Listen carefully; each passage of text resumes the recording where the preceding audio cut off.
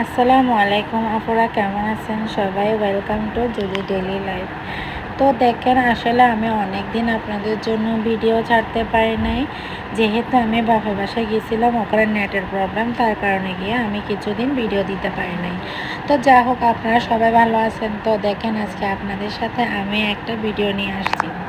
তো ভিডিও তো থাকছে, আসলে আমাদের চট্টগ্রামে বাজারহাটে অক্সিজেনে একটা মেলা চলতেছে। মেলাটা মাসব্যাপী চলবে। তো আমরা ওখানে বাচ্চারা যেহেতু বাহানা করতেছে, কান্না করতেছে বা মেলায় যাবে, তো বাচ্চাদেরকে নিয়ে আসলে মেলায় গেছিলাম। মাশাল্লাহ, মেলাটা অনেক সুন্দর, সব কিছু থাকছে মেলার মধ্যে। দেখেন, আমার বাচ্চা অনেক মজা করে খেলতেছে। আসলে আমি আসছি ওই আনন্দটাই আমার অনেক, যেহেতু আমার বাচ্চা খেলতেছে, অনেক মজা করতেছে। আসলে মেলা হচ্ছে বাচ্চাদের জন্য। আমরা ছোটো থাকতে আমাদের মা বাবা আমাদের অনেক মেলায় নিয়ে গেছে। তো আমার বাচ্চা অনেক মজা করে করে দেখেন এখানে প্লেনে চড়তেছে। ও অনেক বাহানা করতেছে এখানে চড়ার জন্য।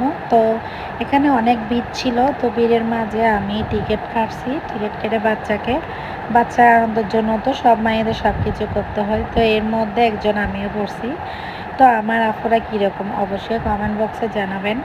আমার ভিডিওর কোনো অংশ যদি ভালো লেগে থাকে অবশ্যই লাইক আর ফলো দিয়ে সাবস্ক্রাইব করে পাশে থাকবেন। দেখেন, বাচ্চা এখানে এগুলা খাওয়ার জন্য কান্না করতেছে। এগুলা বাচ্চাদের আসলে মজা। তো দেখেন, ও আইসক্রিম খাচ্ছে, ওকে আইসক্রিম নিয়ে দিছিলাম।